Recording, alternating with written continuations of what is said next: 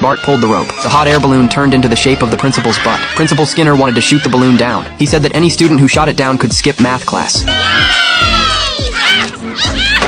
But all the rocks hit Skinner's car instead. Seeing that the balloon could not be brought down, Skinner decided to find the person behind the prank. He told Bart to empty everything from his pockets. There were blueprints of the balloon. There were also photos Bart had taken at the scene. Skinner punished Bart by making him his junior astronomy assistant. Bart had to get up at 4 in the morning. Then he had to ride his bike to school to help Skinner record data. Skinner had been observing there for 10 years. His dream was to discover a comet, then name it after himself. They observed for a while. Skinner spotted a comet and immediately called the observatory. Unexpectedly, what he saw was actually the prank balloon. Skinner went to chase the balloon. He warned Bart not to touch the telescope. Woo! All hands on deck! Fire up support valve!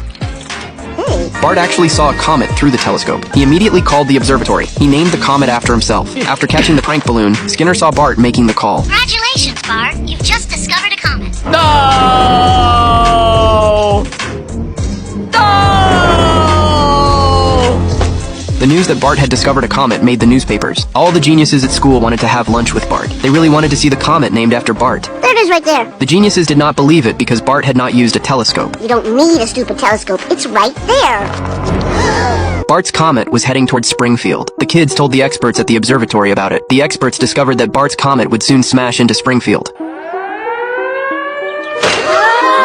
The mayor called a meeting of the townspeople. If nothing was done, Springfield would be completely destroyed by the comet. But they had a plan. They would use a giant rocket to break the comet into pieces. What?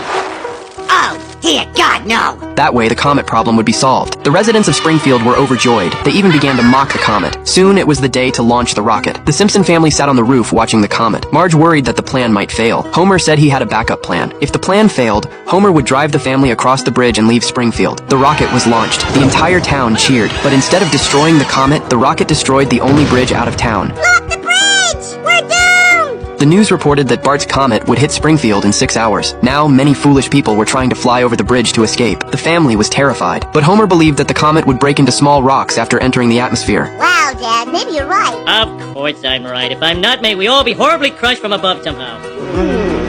Homer decided to take everyone to a shelter to avoid the comet, but their house did not have a shelter. Homer planned to take over their neighbor Flanders' shelter. Flanders had anticipated this situation, so he designed a shelter that could hold 2 families. No deal, out. Get in the shelter, Homer.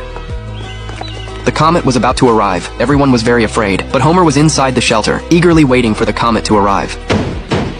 There it is. Flanders opened the door and found friendly townspeople. They wanted to take refuge in Flanders' shelter. Oh, well, sorry, the shelter's kind of full. Really? Oh, well, we'll just go off someplace and die then. Thanks. Flanders could not bear to watch everyone go to their deaths, so he invited everyone into his shelter. Homer couldn't close the door. One person needed to leave before the door could close. The clown could bring laughter, so he should stay.